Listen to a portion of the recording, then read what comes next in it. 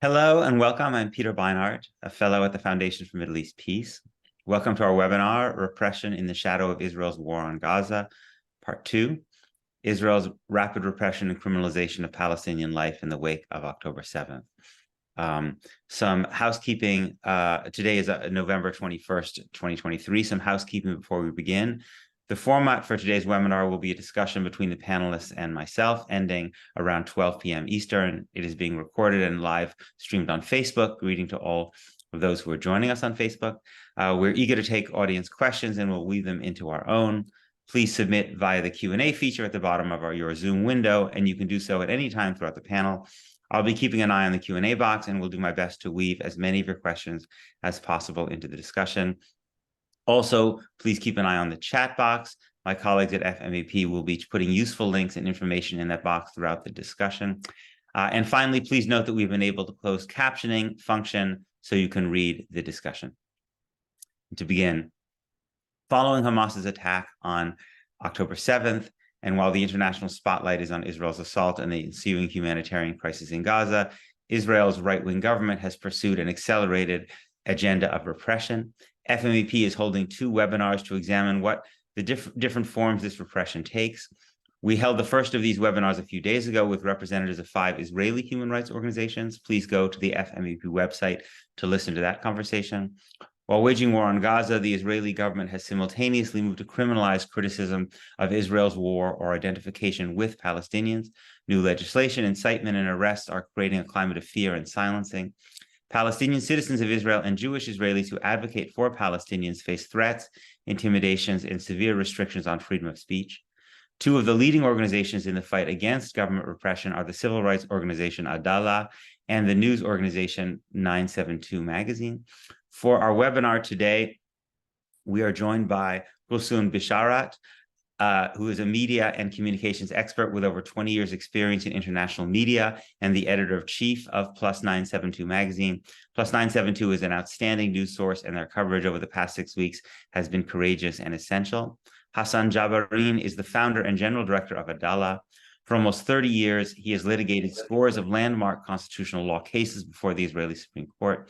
Adalah's mission is to promote human rights in Israel in general and the rights of the Palestinian minority citizens in particular, work that also includes promoting and defending the human rights of all individuals subject to the jurisdiction of the State of Israel.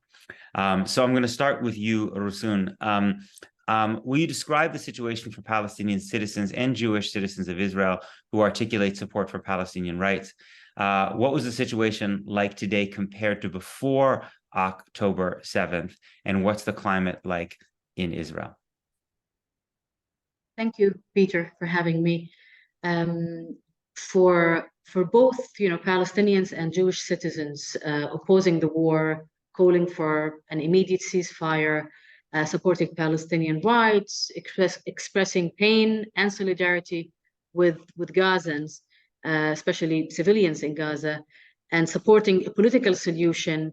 The climate is of a totalitarian state. It's as simple as that. Like, I personally feel that, I can't breathe, I can't go out to the street to protest against the killing of civilians, children and women in Gaza. And I have a sense of guilt and helplessness. Like, we feel that there is nothing we can do to stop this war. We can't even express our opinions and thoughts and sympathy. And that's a feeling that I have never had before. Palestinian citizens in particular cannot express their opinions, and at the top of that, their opinions are not even legitimate these days. Since the beginning of the war, the police have arrested and interrogated more than 200 Palestinian citizens of Israel over their posts on social media, and also a few Jewish Israelis were also have also received similar treatment.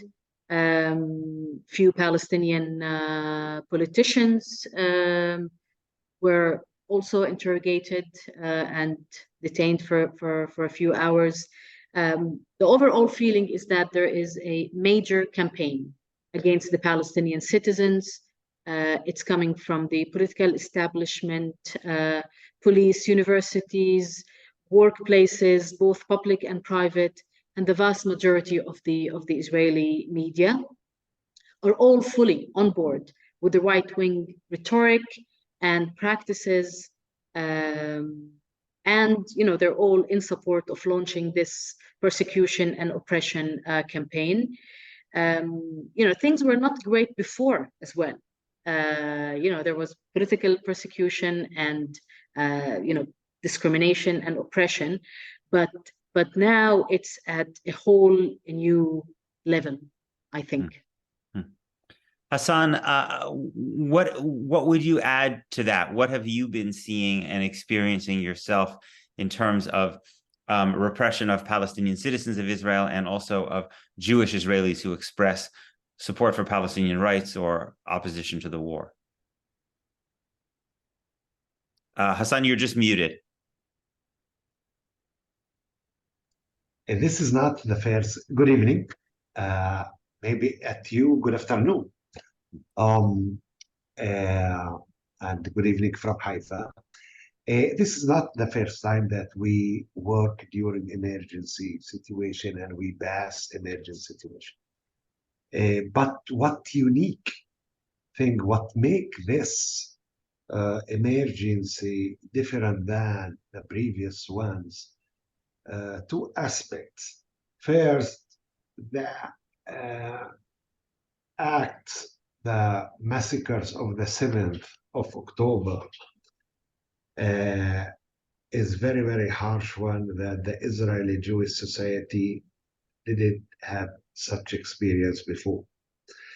And it's like traumatic for the Israeli society. And the second aspect, that this traumatic aspect act come when the regime, when the government is controlled by the most racist government in Israel history. So those two things together make the incitement, the level of the incitement against the Palestinian citizen of Israel is very, very high and reach its extremist. And difficult today to find loyals, supporters from the Jewish society, the Israel Jewish society, as we had before. Of course, we still have, but the number is shrinking this time. And when the government led by the most racist one and the most important for us here in emergency is the police. Who is leading the police? The police is led by minister. He is considered the most racist one in this government. And today there is agreement by the Israelis that his personal agenda is to chasing and to prosecute Palestinians as such. So giving this climate, you can imagine what kind of work he is doing in order to increase the incitement against the Palestinians. One of the aspects that Hassan, you're talking about Itamar Ben-Gvir. Yeah, Itamar Ben-Gvir. One of the acts that he did, and for the first time, is to arm the Jewish society, to give them more arms and to have the access to the arms very, very easy, to deliver arms to every family that they ask to get arms. And the idea to arm the Israel Jewish society is not to arm them in order to go to war in the front of Gaza or in the front of the north with Hezbollah. Is in the internal front for him against the Palestinian citizen. This explains why Ghousoon said that she lives under fear and she feels fear for her personal security. because this climate, we are not living under rational government, but this kind of government and this kind of minister of police. And this can explain that why the situation among the Palestinian citizens in Israel is very difficult. But it's also for Israeli left is very difficult. Like this government and this minister, Itamar Ben-Gvir, incites against the Israelites who are opposing the war or demanding to stop the war. For him and for this government, they are standing with the enemy. So in fact, this time the incitement is not only racial against the Palestinians, also ideological against Israeli Jewish who are against the war. Hassan, I want to stick with you for one more minute. Can you talk about the legal new laws or proposed laws that have been introduced or discussed since October 7th that would restrict freedom of speech and freedom of expression? Yeah, the main thing that many of the acts that the police is doing is beyond the law, are illegal. And they try to put it within the law, but it's very, very difficult to see them that those acts are within the law. The first thing that the chief of the police made is to declare that the Palestinians won't have the right to demonstrate against the war. This is the first emergency that the government put total ban on demonstrations for the Palestinians. We passed caste-led war, all the war, in fact, in the last 20 years, and none of them was under the total ban of against the Palestinians to have demonstrations. So this is the first time that there is total ban. But this ban is illegal because there is no law to authorize the police to put such a ban. But the police behave that it's legal, and they try to prohibit any demonstrations in any different places. So we try to challenge that before the Israeli Supreme Court. When there are two places that they asked to have a permit for demonstration and the police refused to give permits, in Al-Fahim and in Sahnin. And the Supreme Court said that the total ban is illegal. The police must examine each request to demonstrate ad hoc and not to put a total ban, and must respect the freedom of expression of all of the citizens, especially during the war. However, the court agreed not to give permit for two demonstrations because he agreed with the police reasoning that the police doesn't have enough manpower. But this aspect, it's ridiculous because in Tel Aviv, they allow demonstrations, but in Al-Fahim, there is lack of manpower. In Jerusalem, Israeli Jews, they can have demonstration, but in Sahnin, they cannot. So here in the police is working. Hassan, just if people are not clear, that Al-Fahim and Sahnin are Palestinian, mostly Palestinian municipalities inside Israel. If people are not inside Israel, we are not speaking about West Bank, we are not speaking about East Jerusalem. And here, and another aspect of the freedom of expression is that the police file indictments in very, very massive, like we reach more than 60 indictments against Palestinian youth only because they wrote in their Facebook expressing their solidarity with the people of Gaza. They are against the war. And what's the legal reasoning? Is supporting terror. Why supporting terror? Because the police view that if you solidarity with the Gaza people is solidarity with the enemy during the war, and thus, since the war is with Hamas as terrorist organization, thus you are supporting terror. Of course, this is like very, very far explanation and interpretation for the law. The law is clear that to support a specific terror organization, you have to express that, and not expressing solidarity with people and the civilians should consider as support the terror.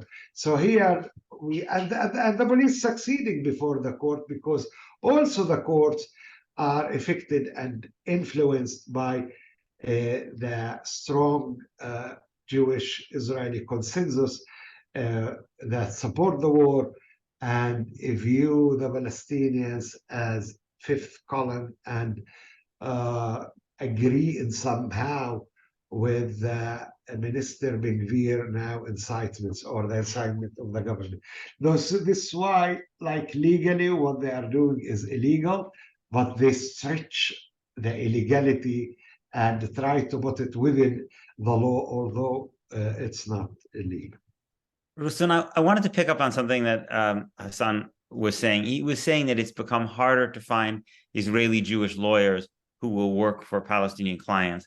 You know, one of the things that makes 972 plus 972 such a special and unique operation is that it's neither a Jewish nor a Palestinian publication. It's a publication for all of the people who live in 972 area code. And so this is at the center of your work to work together. And I'm wondering, how much harder has this made it to bring together Palestinians and Israeli Jews who share a common vision of equality and you know, and oppose this kind of repression? It wasn't difficult at all within the 972 family and local call, our Hebrew language partner website, Sikhami Kumit. The opposite, I think. The awful events of October 7th, the massacres committed by Hamas against Israeli civilians, and the massacres committed by Israel since then against the civilian population of Gaza, is strengthening our core values. You know, we believe that you know, it's our role to fight the occupation and apartheid. We also believe that there is no way you can cover these stories in Israel-Palestine without framing and context. It's a bit more challenging these days, even from a legal point of view, to put framing and context sometimes. But we, you know, the Palestinian contributors and the Jewish contributors and editors of 972 and Local Call are convinced more than ever that our core values stand now, even during this very difficult moment, and we are much more needed than before. If everybody is equal and free between the river to the sea, we will not really be needed. We will have to look for other jobs, but we are really, our voice is very much needed. The Israeli media scene is scary. You know, what's happening in the Israeli media, and I would say the vast majority of the Israeli media. Ghousoon, can you talk about that a little bit? I mean, what is the kind of news about the war in Gaza that people are getting in Israel? Like, I feel this time, maybe for the first time again, that it's not a blessing to speak Arabic and Hebrew and to know both languages, because I really feel that I live in a parallel world. Like, I have two parallel worlds. When I watch the Israeli media, mainly the Israeli news channels, 12, 13, the private ones, and the public broadcasting. I don't watch channel 14, which is extreme right-wing channel. I get a totally different picture. It's all about the Israeli victims. The media, in my opinion, is not covering the war with an agenda, like almost all of us, but is taking part in the war. It's part of the war. It's calling the Israeli army to erase Gaza. It's when it talks about Palestinian civilian casualties, it's also reported as, you know, the Palestinian Ministry of Health that is quoted by the pan-Arab media and the media in the West is definitely lying. They see all the civilians in Gaza as those who support Hamas, and it is, legitimate to kill civilians in a war. So you don't see what we see in Western and more in the Arab media. When I turn on Arab media, I see something totally different, and that's what the Israeli public is seeing day and night. All the channels are working almost 24/7, and I'm not now talking about social media, because that is something that is really hard to monitor, much more complicated, and incitement is going wild there. Hamla, one of the Palestinian civil society organizations monitoring digital rights, detected more than 1 million hate speech and incitement posts on social media since October 7th. So it's like, if you only watch and hear and consume Israeli media, you only get, the good, legitimate reasons for why Israel should launch this war, and why there is no way we can speak to the others on the other side. No way. There's no one is talking about political solutions. Even today, when they're talking about prisoners and hostages swap, still it's something tactic, done for the sake, of course, the legitimate quest to have the hostages back home. But that's all. It's tactic, and nobody, almost nobody, apart from organizations like 972 and Local Call, and sometimes Haaretz maybe, that calls for a political solution. Hassan, I wanted to ask you to talk a little bit about what you think we're in the middle of this crisis, so it's hard to separate oneself from it. But if you have any thoughts about what the longer term effects of this war may be on relationships between Jewish Israelis and Palestinian citizens of Israel. There obviously has not been the kind of communal violence that we saw 2 years ago, but maybe that's because, first of all, I'm curious about why you think we haven't seen a repetition of that communal violence from 2 years ago, and what you think the longer term effects may be within Israeli society on relationships between these two communities. Yeah, in fact, due to the events of 2021 May, and we had clashes in the mixed cities, many Jewish Arab groups were established in order to work together for coexistence and for stability and for living together. And this became groups very, very strong group. And in the first days of the war, the group called Stand Together, they had a big meeting, big gathering together in one of the mosques of Al-Ahmadi in Haifa. And here is important to show that there were many attempts of Jewish Palestinians meetings, political meetings, and the police itself tried to prohibit that. So the police in this case of the mosque of the Ahmadi tried to threaten the Ahmadi leaders and ask them not to allow this group the meeting in their place. They consulted with me and I told them, no, the police, what they are doing is illegal. The threat of the police is illegal. You don't need a permit to have a meeting inside the hall, inside the mosque. This is indoor meeting and no need for permit, and go ahead. Another attempt was by the High Follow-Up Committee. High Follow-Up Committee is the leading political body of the Palestinian citizen of Israel. It includes all the Arab members of the Knesset, and it includes all the Arab mayors, Palestinian mayors, and it includes the representation of non-parliamentary political parties. So in fact, this is like the Palestinian semi-parliament body. And they, in the beginning of the wars, to have a meeting to strengthen the relationship between the Palestinian and the Israeli left. And they declare about having 2 meetings in Haifa, and the police threatened the owners of the hall and prohibit those meetings. In the end, after 2 weeks, they succeeded to make it just through Zoom. Just through Zoom, in the end, they succeed to do that, but not in person.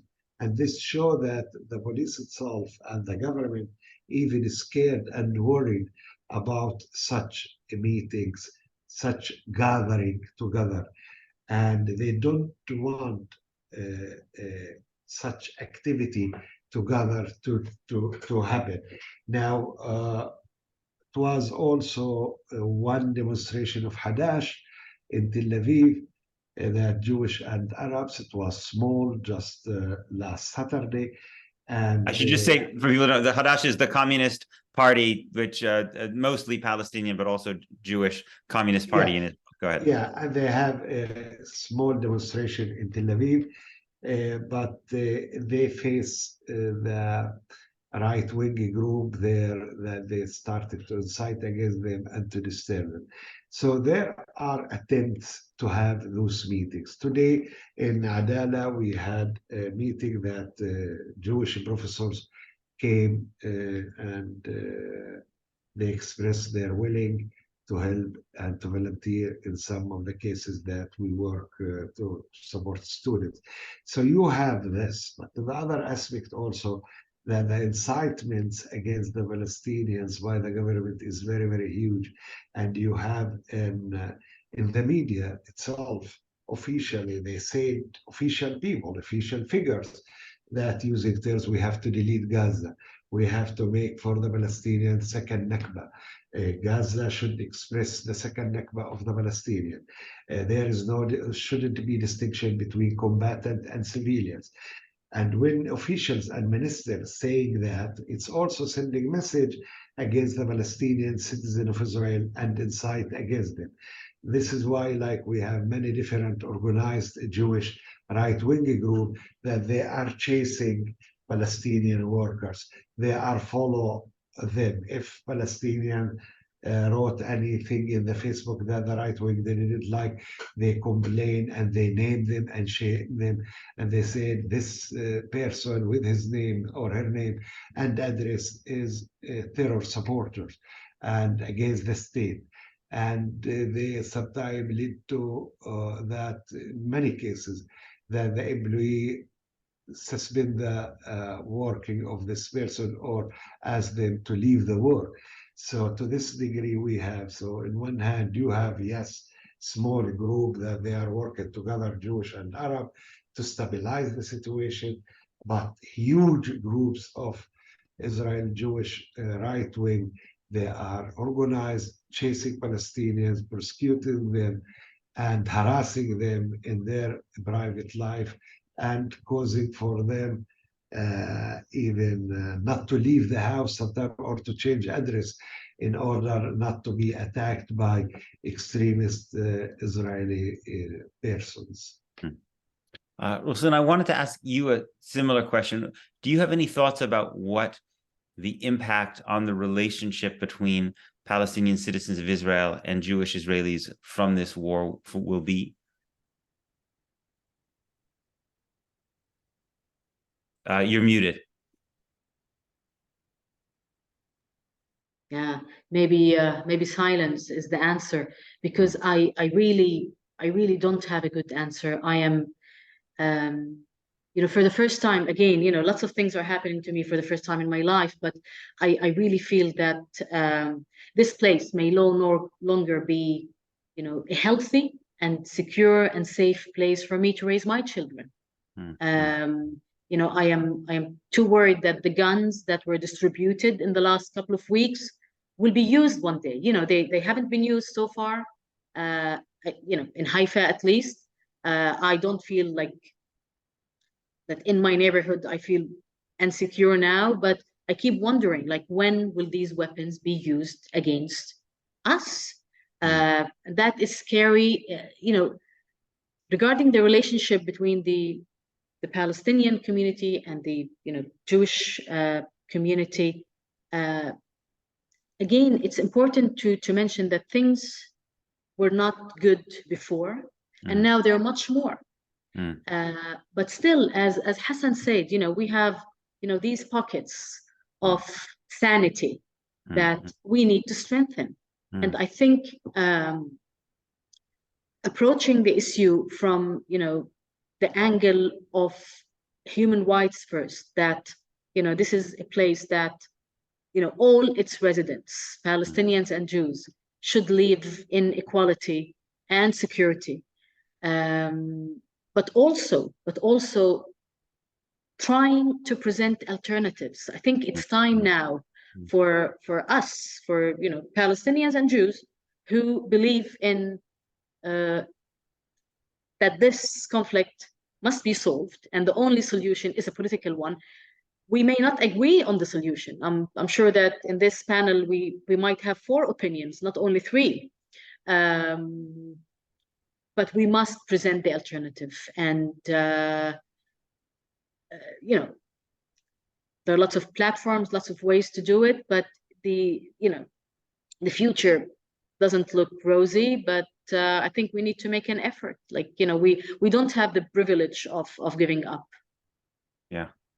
Listen, I wanted to just stay with you one other question. So I think one of the things that I've noticed about discourse in the United States since October 7th is when Palestinians are on television or in the media, there is often they are expected to condemn the October 7th massacre, almost as like the price of being in the conversation. And I think my sense is that this is for many Palestinians in the United States, even though they may genuinely think, as I do, that what happened on October 7th was horrifying and immoral, they also are uncomfortable having to play this game because they don't feel that other people are asked to condemn anything, condemn apartheid or occupation or anything. So, but I did notice that, some of the high profile politicians like Ayman Odeh were very explicit in condemning October 7th. I'm curious, what has that been like for you, or your sense of other Palestinian citizens, how they deal with this question of, I would imagine, being asked, about October 7th, about condemnation? How do you and others you've seen respond to this? Again, I agree with you. Without any hesitation, I condemn what Hamas did that morning on October 7th. I think taking kids, women, elderly people hostages is not moral, and killing of civilians is not moral. But again, all of this has context, and the minute you put the context, as if you are withdrawing your condemnation. Right. And that's how many Palestinians feel here, like among friends and family. Yeah. Many people say to me that, okay, we condemned once, but the fact that we have to keep repeating it over and over and over again is the game that we don't want to play. I had an interview with on 972 with Lina Qasim Hassan. She's the chairwoman of Physicians for Human Rights, the Israeli branch, and she said to me, like, although I condemned the attack, she went with Physicians for Human Rights to support survivors of Be'eri kibbutz when the state was not there in the first couple of days. It was civil society, Israeli civil society was there, and she felt that she needs to be there. And even after doing that, she is asked day and night to condemn. I have one friend who's a nurse at one clinic here in Haifa, and when I I met her last week, and she said, like, it feels like whenever I wake up in the morning, I should look at the mirror and condemn. And when I said to her, but are you harassed by patients? And she said, no, the patients are absolutely fine. Nobody is saying anything. We avoid politics even, but it's her colleagues, it's the clinic staff that keep reminding her every day that she has to pay that tax every single morning. So I think the condemnation itself, it's something that I think, especially Palestinian citizens of Israel, it was done across the board. But as you said, playing that game over and over again, and every time we appear in front of somebody or on television is the problematic part. Yes, yes. Hassan, I wanted to, you had mentioned some of these statements about another Nakba and obviously we've seen how the expulsion of whole villages in the West Bank and reports that Israel would like the people in Gaza to go to Egypt. Do you worry at all that this desire for ethnic cleansing could extend inside Israel proper itself to the so-called mixed cities? There could be efforts to force Palestinians out of their communities, even inside Israel proper itself.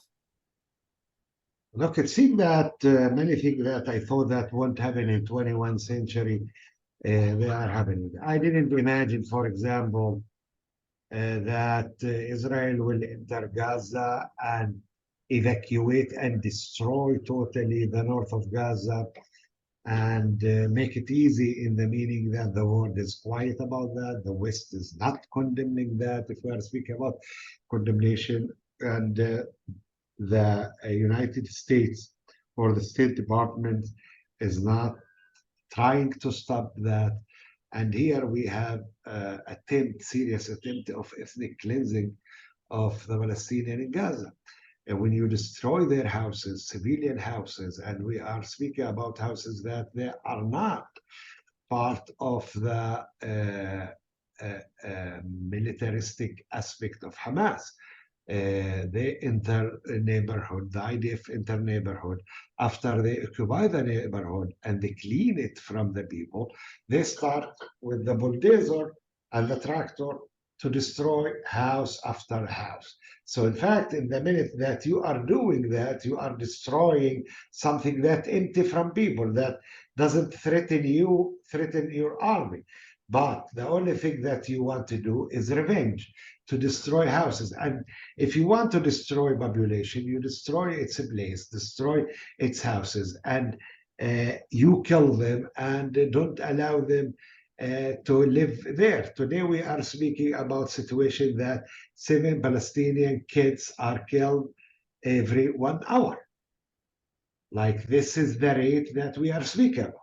So this is very, very extreme. When this extreme thing we have it, I became worried that what I thought before that won't happen, it could happen. It could happen that in a minute of anger, in a minute of war, that Israel will find the justification to have transfer of some of the Palestinian citizens of Israel from area to other areas, to move it from area to other area, because we are seeing that in Gaza, and we are seeing that in the fragmentation of the West Bank, Area B, Area C, Area A, and Area C, also in the process of evacuating that from Bedouin society, from Palestinian society, destroy their houses,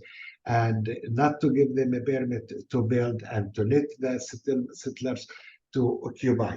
So this aspect of transfer that we thought that it was only in the beginning of the state, it's part of the first years of the Nakba of 1948, is still going on. And what I thought just before this war, that this not something that could be available?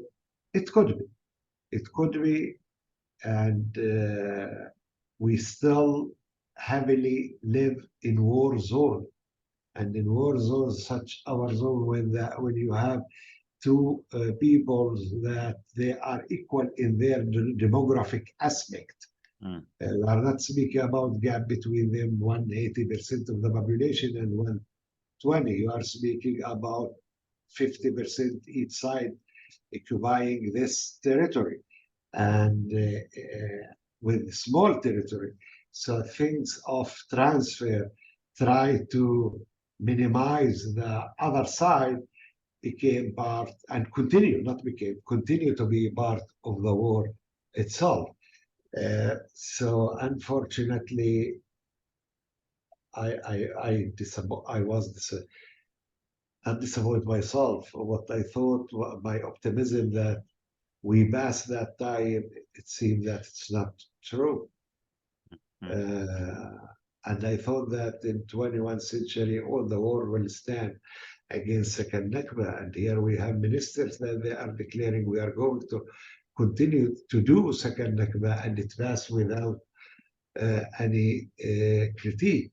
And what Israel is doing in North Gaza, passing without a critique. So the international community is not studying the lessons of the Second World War as we thought.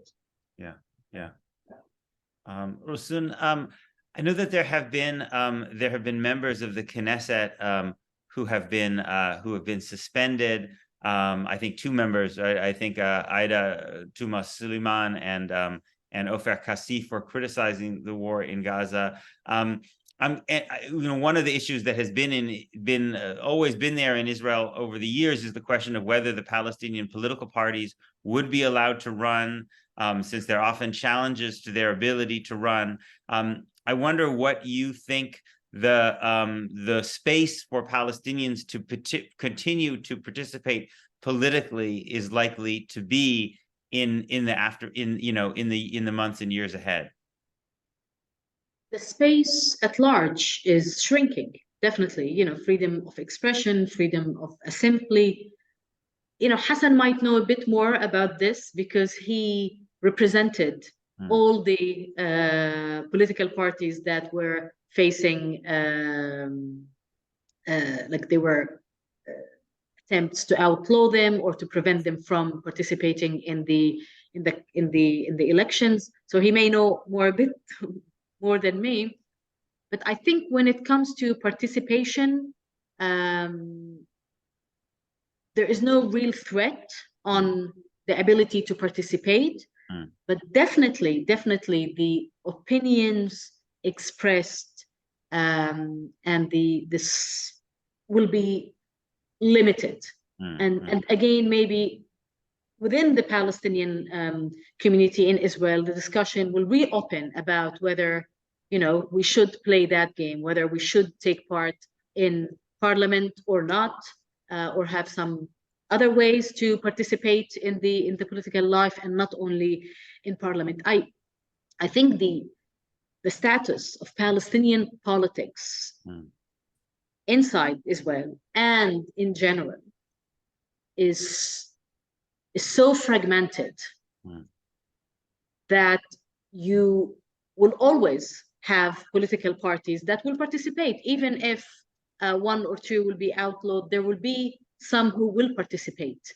And maybe, this is one of the weaknesses of the Palestinian case, and not the Hamas case. The Palestinian case is weaker because of these disputes, both within the parties in Israel, where the Palestinian parties and the Palestinian Jewish parties that ran together for few years and made huge achievements, and then of course there was a split and the divisions are back, and now these gaps are even widening, and the same the dispute of Hamas and Fatah between the West Bank and Gaza. This is all of these divisions are also weakening the Palestinian position.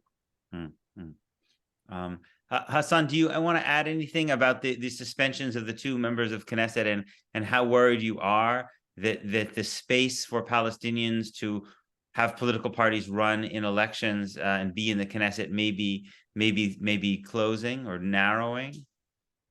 Yeah, this is not the first time that there is suspension of Arab MKs or like from this is the first time also that also Jewish with them, the Ofer Kasif.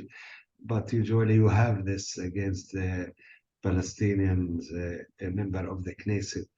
And the problem appears when in the time of the election, because the electoral committee of the Knesset, which is composed by political party, is authorized to decide who can run for the Knesset. And in many cases, most of the cases, they try to disqualify Arab member of the Knesset or Arab political party.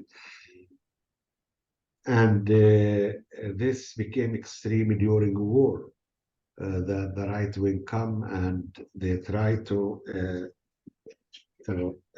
disqualify from running to the Knesset Arab political party or Arab members under the argument that they are against the state as a Jewish state or against or supporting terror against the state, supporting Palestinians people, sometimes supporting just solution, supporting the right of return, consider for the right wing supporting terror. And if you argue for a state for all of its citizens, full democratic state, for the right wing, you are challenging the state as a Jewish state. Now, we were lucky in the last 20 years that all of those attempts were stopped by Israeli Supreme Court. But in many cases, the Israeli Supreme Court stopped those attempts by small number of justice of the majority, like sometimes 5 against 4, 6 just against 3, like the panel is 9 justices. But now we are witnessing a serious number of conservative justices in the Supreme Court. And this government is going to nominate a more conservative judge for the Israeli Supreme Court. And that might change the policy of the court in those cases. Until now, the Supreme Court, the majority of the Supreme Court, try not to be populist in those cases. But now when you might have a shift in the personnel of the justices of the Supreme Court and the conservative number just will be more than the liberals, then it put us in a risk. So I wonder, there have been some stories that have made it to the United States about the situation for Palestinian Arab students at universities, the pressure they've been under, even attacks, expulsions. I wonder if you can talk about what it's been like for Palestinian students at Israeli universities. I would like to start by just mentioning one important point that Yes. that we touched upon briefly, that since Palestinian citizens are not allowed, are not given permits to go out and demonstrate, most of the what you can label as political persecution and oppression is happening online, like almost, apart from the head of the follow-up committee and 2 former MKs who were arrested or detained just before a planned protest in Nazareth for a very limited number of people. All other cases, I believe, are over social media posts. And who's there? They started with influencers like singer Dalal Abu Amni, who has millions of followers on Instagram and Facebook, actress Maysa Abdel Hadi, and many others. And you see, like I checked this morning, many of the influencers who used to speak politics, who were very politically active, are either not there or they didn't post anything since the day of the arrest, maybe for legal reasons. But many others who were not detained, interrogated, or arrested are off social media. They're not there. I also heard from many journalists who are not posting anything. They are deleting old posts, fearing that they could be interrogated over something that they posted 2 years ago. So why students? Because students are like young kids who are at the peak of their activism year, and they're all on social media. And in the Palestinian community here, so kids are mainly on Facebook, Instagram, and TikTok, less on Twitter. And it's one of the best tools to terrorize the young generation and their parents. There were, I'm sure Hassan could add as well, there were some illegal arrests where young students, both men and women, were dragged in the middle of the night violently from their houses. And the whole dynamics behind it, it's really, really, really scary. Like, there is that incident at Netanya College where some 50 students were locked in their dorms, and there was a huge mob outside calling, death to Arabs and go to Gaza. The police almost, did nothing to protect them for a few good hours, and then with the municipality officials and the police, they got them out. And the allegation was that few of them threw eggs at a nearby synagogue, which the students rejected, and they said, this is, it didn't happen, this is false. And you would think that the story will end there, but it didn't. I heard today that the dorms, the company that is running the dorms at Netanya College, it's a private company, doesn't want to wants to end the contract with 40 of the students. Wow. For either breach of contract and some other weird reasons. I know that the case is in court and the students will appeal, but this is attacking the young generation of students, is the or hunting them is, in my opinion, the most worrying trend. And I think there are over 120 students right now who were either invited to hearings or suspended or expelled. Adalah and Hassan may have all the numbers. I also heard about very dangerous case of 4 female students from one college in Nufha Galil, which is a Jewish locality next to Nazareth. And these 4 students were invited to a hearing. I think they were suspended from their studies, and few weeks after, the police arrested them. So it's these dynamics that are happening, between the extreme right-wing groups, private businesses who are fearing pressure from extreme right-wing groups. So it's not all official coming from the states. They will not all be charged and they will not all be indicted, but harm will happen to everybody, and they will sit quiet and have no political activism. Yeah. It's a very, very dark times. I think we're just about out of time. So I wanted to just thank you so much, Hassan and Ghousoon, for today's conversation. It's timely and urgent. And thank all of you for sharing your time with us. Thank you to everyone who listened to the event. We're glad to share this conversation with you. And please check back at the FMEP website, fmep.org, for a list of resources relating to the conversation we just had, and for announcements of upcoming events, webinars, and podcasts. Thank you all. Until next time. Thank you. Thank you. Thank you.